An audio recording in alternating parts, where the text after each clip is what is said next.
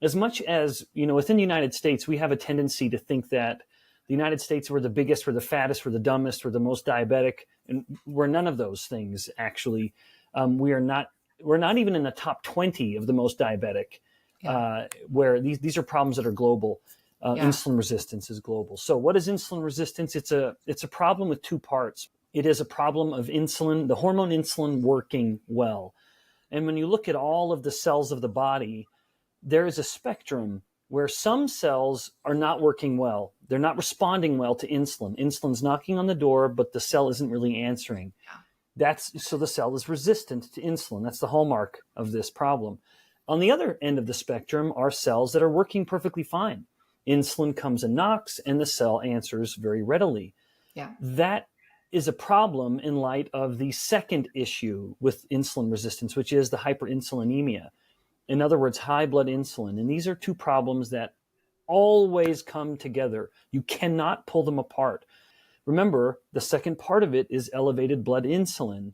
That's fine for the cells that are truly insulin resistant, because the high insulin is now taking what was a diminished response within the cell and increasing it back to where insulin wants it to be, albeit with much more insulin pounding on the door. However, there were those cells that are as responsive to insulin as they ever were, and now they're responding too much. They can hear all the noise and they're responding to it. They still work. And that becomes a problem where there's too much activity in response to the elevated insulin. Ideally, you take someone who eats some starches and they go to glucose burning mode. Have them fast for 12 hours and they're in fat burning mode. But even this is a reflection of insulin, insofar as insulin dictates the fuels the body uses.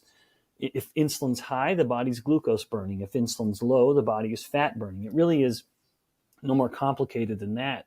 But in a person who's insulin resistant and they have elevated insulin, they're stuck in glucose burning. So even though they start fasting and they're fasted for 12 hours, they should have shifted to fat burning, but they're stuck in glucose burning.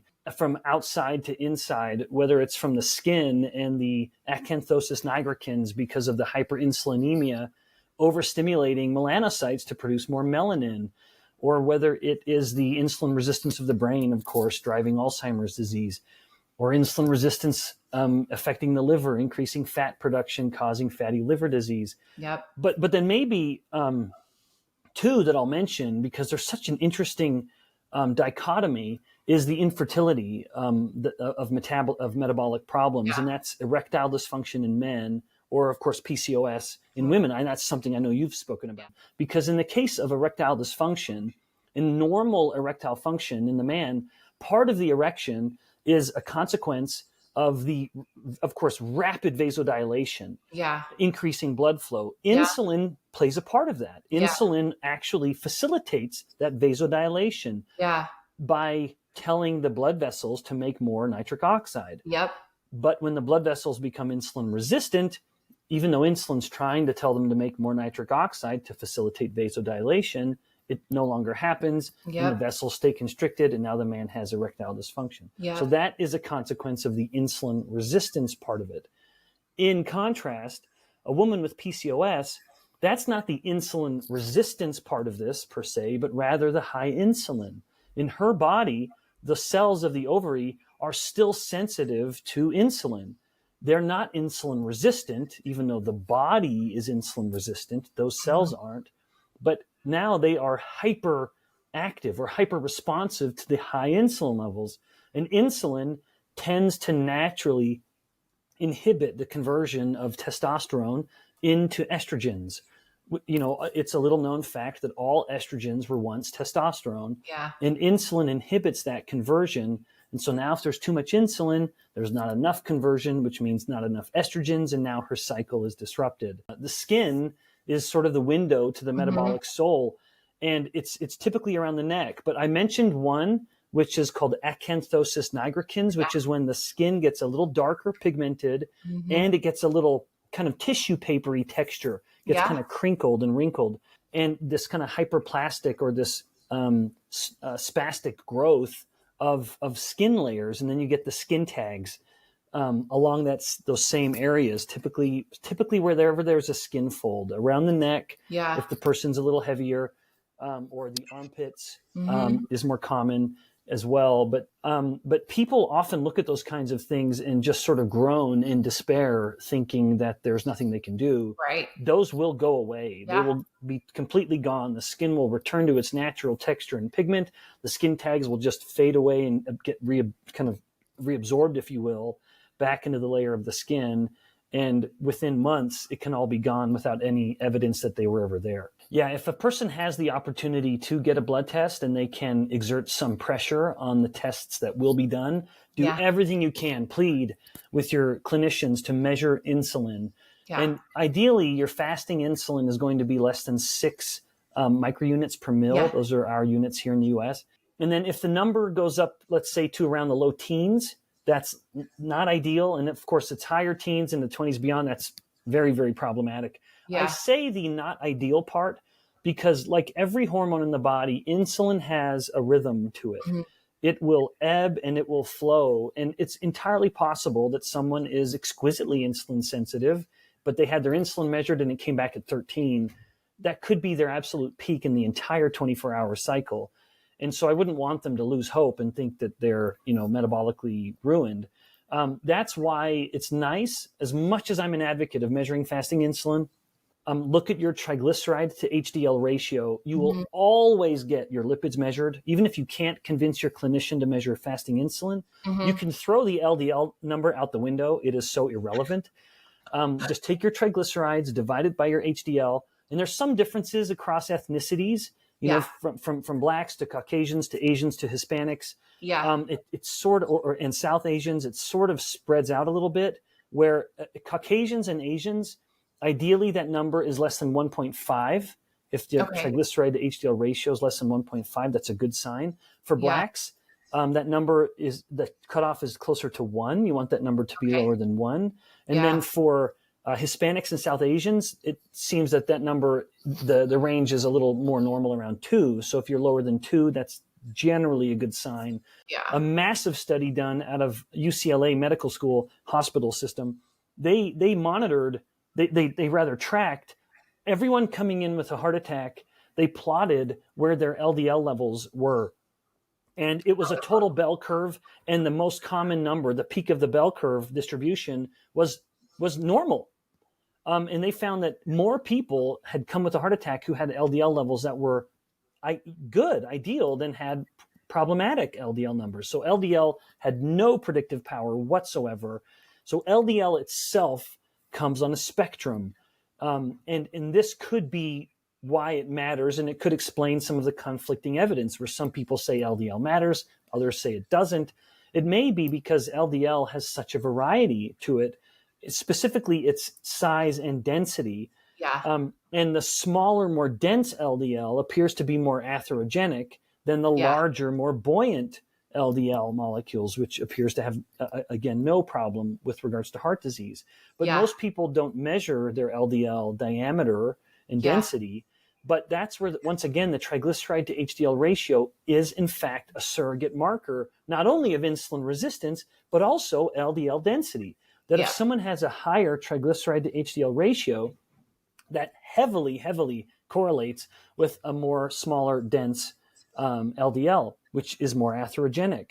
And it's no surprise, knowing that it should be the triglyceride to HDL ratio that is used as the determinant for prescribing someone statins. What we found was that if someone had a higher triglyceride to HDL ratio, there did appear to be a mortality benefit and a lower risk of heart disease. Now, I say that very, very cautiously because rather than someone taking a statin, I would much prefer that they improve their triglyceride to HDL ratio and thus their LDL diameter by changing their diet, which can be very, very readily done. Within weeks, someone can take a very dense LDL phenotype within their body and expand it into the very mild, benign, and even healthy larger LDL. But just to defend LDL, especially in women, the lower the LDL gets, the higher and higher the risk of Alzheimer's disease, the higher the Yep. risk of blood-based cancers like leukemias, and the higher the risk of serious infections. And it's Yep. not subtle either. It's like a 15 times greater risk as LDL goes lower and lower. LDL is protective of the body. It is essential. And by waging war on it, it's no surprise that there really are disastrous consequences. It starts in the sort of swelling fat cell, where I'm sure your audience has heard this to varying degrees, but when we get fat, we can get fat through two different processes. We can either get fat through our fat cells multiplying. That's a process called hyperplasia. But in that process, the fat cells typically stay quite small in size. In contrast, the way most people get fat, particularly men, and particularly various ethnicities across like Asia and South Asia especially, and lesser so women and lesser so Caucasians and blacks, that's a little more hyperplasia, which is why women can be fatter than men and be healthier. Most people, even though with all this, most of their fat happens through hypertrophy, where the number of fat cells isn't changing as much. But again, women have a little more proliferation than men do. But typically, as we're gaining fat in most people, it's through hypertrophy, where the number of fat cells isn't changing much, but the size is. In this case, where the fat cell's undergoing hypertrophy, it's kind of difficult to really convey the degree of growth. The fat cell can grow more than any other cell in the body can. It can grow up to 10 to 20 times bigger than it used to be. And that creates a problem because it gets pushed further and further away from capillaries, from blood. And then it makes it harder and harder for the fat cell to get oxygen. And as it's getting hypoxic or suffocating, one of the tools it has to increase blood flow is to release pro-inflammatory proteins. In so doing, not only can it stimulate the growth of new blood vessels, but it will also act to increase the diameter, increasing blood flow. This is why if someone has an infection on their arm, it gets big and red and angry and hot because of all the inflammation increasing blood flow.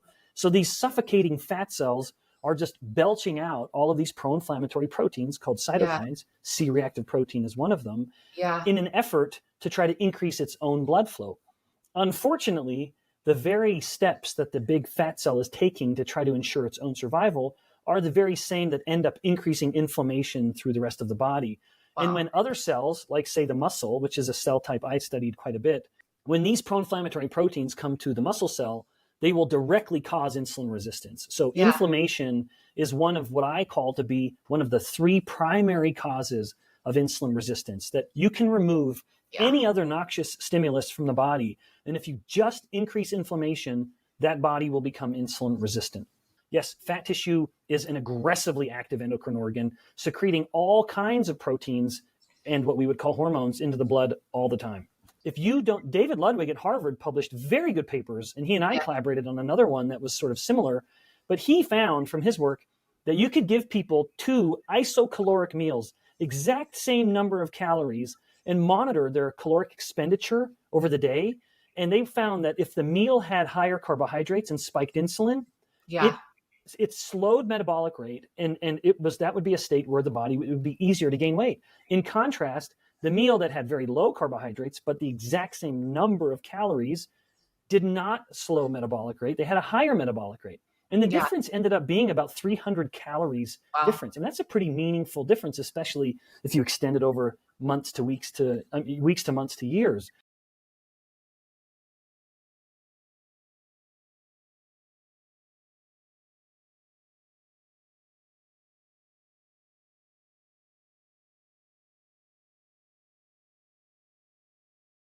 Insulin is so determined to store energy in the body that it will slow metabolic rate, making it easier to store the energy, and it will prevent the production of ketones. Now, why am I invoking ketones? It's simply because this is one of the ways in which we cannot perfectly account for energy in the body. It's one thing to measure metabolic rate, by measuring the gas and how much oxygen they're using and keeping this indirect calorimetry. But you cannot account for all the ketones that are being wasted. So ketones have a caloric value that is roughly similar to glucose. And yet we don't worry about the fact that if someone's in ketosis because of low insulin, not only does the low insulin allow the metabolic rate to be higher, But when you're making ketones and you're breathing them out, or you are urinating them out, which you do to various levels if you're in ketosis, that's energy. That is literally calories that are coming out of the body that can't be computed into some calculator for someone to try to estimate what their metabolic rate is and what their caloric needs are. So the dangers of our ongoing obsession of calories in, calories out means that we are enthralled by this idea of eat less, exercise more. And that is a wonderful way to have some short-term fat loss, but it's also a very, very good way to get very, very hungry. And so what would you do to come as hungry as possible? You would eat a little less in the days before you went, and you would probably exercise a little harder. And sure enough, you would indeed come to this beautiful buffet as hungry as possible. That's the problem. That is why eating less, exercising more can never really work in the long term, because all it's doing is pitting you more and more against your hunger, and hunger always wins. If you have a big weight loss journey ahead of you, you imagine that you can start the journey with one of two steps. If you start the step by cutting back energy, in other words, low calorie, but you don't address the high insulin, the high insulin in your body combined with the low energy coming in will result in the total amount of energy in your blood going down. David Ludwig published this paper. And as the total available energy in the blood goes down, the brain will sense that, and it will say, hey, we're running out of energy. Even though there's hundreds of thousands of calories stored in the fat cells, if you can't release that energy into the blood, the brain doesn't think it's there. And so the brain says, we need to eat.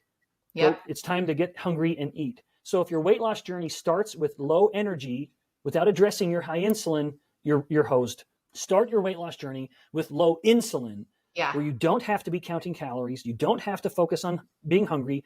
You eat as much as you want, as long as you are controlling carbohydrates, prioritizing protein, not fearing fat. Then you can lower your insulin naturally, which will allow the body to start mobilizing its own energy. And then the brain won't think you're hungry because there's more available energy in the blood for the body. My view on these drugs was that when they were originally prescribed as simply an anti-diabetic tool, as a way to lower glucose and thus improve insulin resistance, and nowadays, unfortunately, people found that, even at that low dose, I'm kind of losing a little weight. And that, of course, led to it being now prescribed at multiples of that same dose. And I mean like 5 to 10 times higher.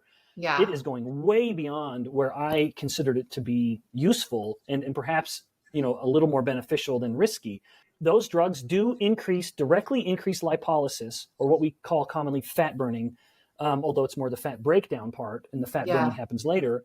But it will increase fat burning in the body. That is a direct effect in the body of the drug. So that's a good combination. You don't feel like you want to eat as much, and two, you're burning more fat.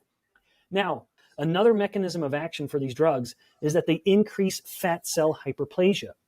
In this case, what we're doing is expanding the number of fat cells, but it allows the bigger fat cells to share some of their fat with the smaller ones. And so what we have is more total fat cells, but smaller fat cells. And so the actual amount of fat mass on the body goes down. So it is a bit of a paradox. So we have more fat cells, but they're all smaller than they were before, which means that they're all healthy and insulin sensitive and not promoting inflammation, which is a good thing. So that's sort of a good and a bad, because you have fat cells now that are more insulin sensitive, which allows the body to be more insulin sensitive, less inflammation, which improves the type 2 diabetes. The problem with this overall situation is that eventually, and there was a study published that found it happened at around 24 months. At around 24 months, the cravings start to come back. In other words, the nausea that the person is feeling from the drug starts to go away a little bit. And what they thought was them having mastered their cravings was, in fact, really just a drug making you think you masked your cravings. And unfortunately, the cravings start to come back at about 2 years. And doubly unfortunate is that we now have a person who has more fat cells than they had before. So the cravings return, and they have more fat cells than they did before. And thus, as they start eating the way they used to, and as the drug's losing some efficacy, and they have more fat cells than they used to, it's no surprise that whereas their amount of fat was here before, now they've gone beyond it as they're gaining it back, because they literally have a higher capacity to store fat because the drugs were stimulating the growth of new fat cells. You use the lowest possible dose you feel like you can, and absolutely couple it with a low-carb diet. 100%. David Ludwig, who I mentioned already, a collaborator and friend at Harvard, he published a paper equating low carbohydrate diets to these class of drugs. These class of drugs are what's called GLP-1, that's a hormone, GLP-1 agonists. Well, a natural way to increase GLP-1 is through low carb diets.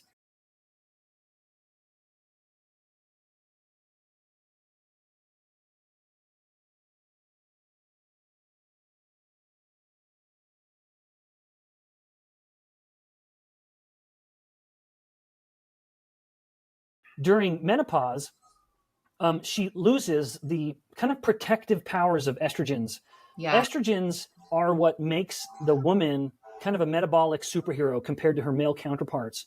Estrogens are what allows her to be a little fatter than her male counterpart and yet be much, much healthier than her male counterpart. Estrogens help the body store and use fat in a way that is very healthy, even almost totally benign. But it is also why women burn more fat than men. Most women sort of hear me say this and chuckle because they think, well, then why am I fatter than my male counterpart? It's because they also, I mean, at the same time you're burning more fat in the female body, you're also putting more into the fat cells. It's just a much higher kind of turnover. And the estrogens help that happen. It's why her body is fat burns so well and why she stores fat in places that are healthy, like the butt and the hips. It's the estrogens that determine that fat storage. And those are good, healthy sites to store fat. As she transitions into menopause, she basically loses that superpower. And now she is as affected by her fat storage as her male counterpart is. She's lost that protective effect of the estrogens primarily. So that with that comes a potential shift in where she's storing fat. She may start to store less of it on her butt and hips and more of it on her core, which is the kind of prototypical male storage, because where we store fat is heavily influenced by sex hormones and a little bit of genetics mixed in there separately from sex, which is of course genetic as well. But there's a little bit of kind of familial patterning there too. So that's her transition as she goes into menopause. Now, so it's generally kind of a negative story there. However, if I were to attempt to put any kind of positive spin on that, it would simply be to mention that during that same phase of life in men and women, that's when we typically start to lose some fat cells. So the fat cell number, which typically goes up during infancy, childhood, adolescence, it's going up. We're making a lot of fat cells. Then it plateaus for the next several decades until we get to our kind of 60s-ish. So a gal's getting into menopause, maybe earlier than that, mid-late 50s. But around that time, the number of fat cells we have starts to come down. That's an opportunity that I believe that if male and female, because again, at that point, she's basically, when it comes to metabolism, kind of like her male counterpart. So in male and female, that's an opportunity to really tighten up your diet and take advantage of the fact that your body is starting to lose fat cells. So lean into it and help your body by burning that fat that is going to be coming from those dying fat cells. Because the alternative is not good. If you get into that phase of life in men and women where you're losing fat cell number, but you're coupling that with a diet that is elevating your insulin and providing enough energy to store more energy in those fat cells, then that means that the remaining fat cells get bigger and bigger and bigger even faster because there are fewer of them around. So it really becomes a choose your own adventure during that phase of life, menopause and male counterpart version, where you're losing fat cell number. You can either take the path of really committing to keeping insulin low to allow your body to be leaner than it ever was, or as lean as it ever was, or you may lose a little bit of fat mass, but all the fat cells are getting bigger, and now you have more insulin resistance and the problems that come with it. We focus on protein. Even though I'm an enormous advocate of fat as well, it's weird to focus on fat. It's weird to ask my kids, have you had any fat today? That's a weird thing to ask. So I will just say, hey, you want to eat some chips? Have you had some protein? I don't want them to think of these things as forbidden, although as the parent with my wife, we control the food that comes into our house. And so any parent who's looking at a kid who's getting a little chubbier than they want and they're getting to puberty age, which is when it really matters. Before puberty, if a kid's chubby, don't worry about it. Typically, puberty will kind of resolve that issue. But if they're getting chubbier during puberty, you need to look at what habits you're instilling in that child and the food you're bringing in, because typically how a kid comes out of puberty is how they're going to be through adulthood. Yeah. So late teens in a girl, early 20s in a boy, puberty finishes later in men. That typically is going to be the body that our body's going to kind of reset to throughout our life. Not always, but it matters then. So parents, intervene, look at yourself. Don't think you're not a part of this. So in my home, we try to not bring a lot of junk food into the home in the first place. Yeah. We just never any soda, never any juice. It's milk or water. Sometimes we'll have goldfish crackers. Sometimes we have chips. And that sort of just depends on kind of the mood in the home. But it's even when it is there, we just try to have a culture of, have you had some protein yet? And the kids will know. They'll go eat a little beef stick. They will have some cheese, or they will have some zero sugar yogurt or cottage cheese. My son loves cottage cheese and grapes. Yeah. So we try to just focus on protein, because if it's a protein source, it's going to be, one, real food, and two, it's going to have healthy fat with it as well. And then I don't mind if they want to go have some crackers later. Yeah. I'm good with that. Yeah. I'm fine with that. They're growing. I don't eat those crackers, but I'm fine with them eating them because they're still growing, and that energy can be used to fuel the growth. I typically stay home until breakfast is over. Yeah. I will make breakfast every morning. And it has carbs in it. It'll be crepes with lots of eggs. It'll be pancakes with lots of eggs, or waffles with lots of eggs in it. Yeah. Even though I use flour, none of my kids have any gluten sensitivity. And even though they will put some Nutella on their crepe, I don't mind a bit. I look at each crepe they're eating and think each crepe they're putting in their mouth has one full egg in it. Yeah. And I'm thrilled for that. So I will make breakfast every morning. My view on that is fast through breakfast. It's easier to do. Drink a cup of coffee or tea or whatever your habit is, and then just power through and eat a big lunch, a hearty, filling lunch. And when I do that, it makes it so much easier that when I come home, I eat a normal dinner and I'm still kind of full from lunch. Yeah. And then it makes it so much easier to plow through the evening. Yeah. So I try to have like a 4-hour window from when I've eaten before I go to bed. And so I try to, if I can, and evening is when I'm at my weakest, especially if there's something in the home that's tempting me. But I try to just not eat then. Eat dinner and go through the evening without eating anything else.